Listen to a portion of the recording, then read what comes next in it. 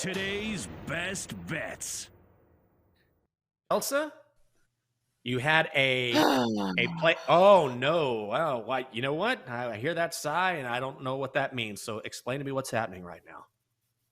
Listen, I'm having some indecision here because I don't love the slate today. I'm kind of mired in this stretch where I keep going 1-1. So I'm calling an audible. I am off my other pick and I'm going to go on to another play that I like. And it's going to be Kansas City on the run line today, plus 1.5 against the White Sox. Lucas Giolito from the White Sox has been very untrustworthy this season, 6-6 with a 5.14 ERA. And looking at the White Sox, this is one of the trends that caught my eye yesterday. They are absolutely abysmal on the run line at home this season, 16-36 on that run line, which means they're not covering the spread, which is the run line, as favorites this season. I do like Brad Keller in this one, 5-11 despite a 4.35 ERA.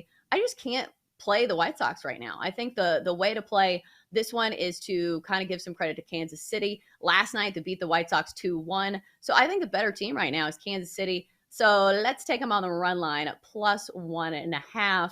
I believe you can get that for minus 140. So let's do that. I don't love it, but that's the one I can justify the most today. God. Fair enough.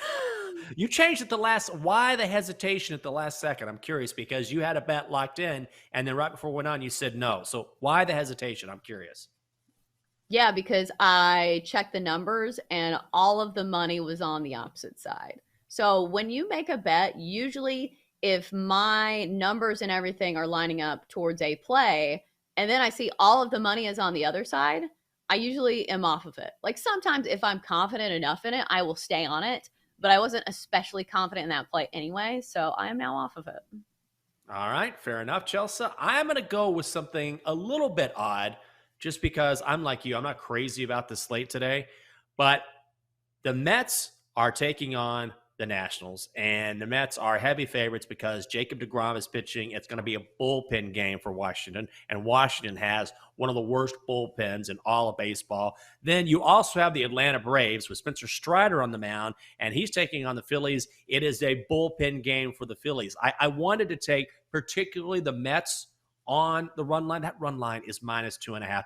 Even minus 1.5 is juiced to like minus 165. So let's do this. Mets, Braves, money line parlay, two heavy favorites with two strong starting pitchers against opposing bullpens. That's only minus 110 at BetMGM. Mets and Braves on the money line, and let's cash for the second straight night. All right, so now it's time to bring in the MVP of our show, who we are definitely not trading. The 8-ball is here to stay. Oh. Holy crap. Magic 8-ball. That's right. He's the anchor of our rotation. He is untradeable. And now we will do what we do every day on the show and ask the Magic 8-ball that we got from a toy store if he's going to tail or fade our play. So let's start with mine. Kansas City plus 1.5 against the White Sox from minus 140. Cannot predict now. He's gotten complacent because he knows we're not trading him. All right, 8-ball, let's try again. It says, my reply is no. Wow. Remember that incredible run, Chelsea? Do you feel a little bit... well, let me ask you this. BetMGM tonight, the crew is trying to make a play before the deadline for the Magic 8-ball. Quentin Mayo says, we want the 8-ball. After getting this sort of response from the Magic 8-ball, are you willing to re-entertain Quentin's offer? No, we have a year-long relationship with the 8-ball. I am not going to hastily make a decision based on, a week of him fading me? So no, I am willing to see the bigger picture here. So no, still not on the trading block. So let's move on, Jenks, to your play. And it is a moneyline parlay of the Mets and the Braves from minus 110. So, 8-ball, do we like it? Mets, Braves, and the 8-ball says, yes, definitely. Oh, 8-ball. You know what? I'm not one to give away children, but I feel like maybe it's time for me to put the Donkster up for adoption and just go all in on the 8-ball. I appreciate the support, buddy. Oh, my God. Jenks, I feel like when you make these plays that are like, I'm going to say it, they're a little square. I feel like they always hit for you. But if I ever dip my toe in that water, I feel like I always lose. So good luck to you. I feel like that is You're the best at finding those type of plays, and I feel like they always hit for you, and they never hit for me. Chelsea, don't jinx me. Don't turn this. I don't want your bad juju. You take that dark cloud, you take it right back, because right now I'm looking at sunshine, rainbows, and unicorns. All right? Yeah, what could go wrong? What could go wrong with your parlay? I think that's the first time you've done a parlay on the show, correct? It is, and it's really just because A, I kind of like it, and then B, I couldn't really find another way to play it without.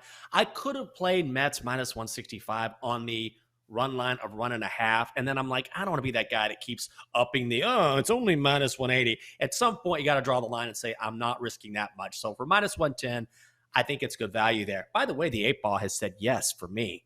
In 9 out of the last 12, you might need to send him to DC here, Chelsea. Oh my God, no.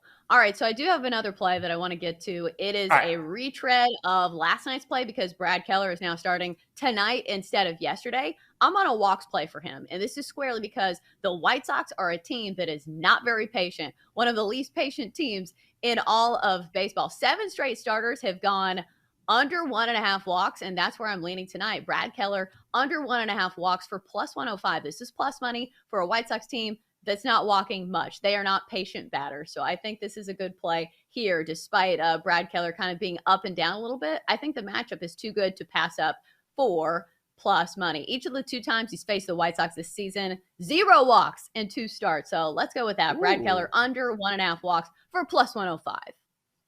Well done, Chelsea. Good luck on your bets tonight. You see, I'm putting out the positive energy here on the show. By the way, if you want to watch Chelsea shake the 8 ball, you can. Just go to twitch.tv/BetQL. What? There it is. Oh, my goodness. Chelsea doesn't always model with a smile on her face. Sometimes she keeps it real, particularly on a Tuesday. She's not happy, right? You can barely see the 8 ball, but check it out. It's twitch.tv/BetQL. You can guess Chelsea's mood based on how she's modeling it.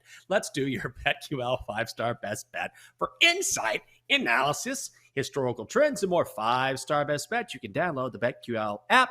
And let's check in with my son. You can also watch me in the Donkster, soon to not be my son because I'm taking on the Magic 8 ball instead. The Donkster went 0-1 last night. Tonight he says Angels money line minus 125 against the A's. Chelsea, oh, Donkster, don't try to love me now. What are you doing?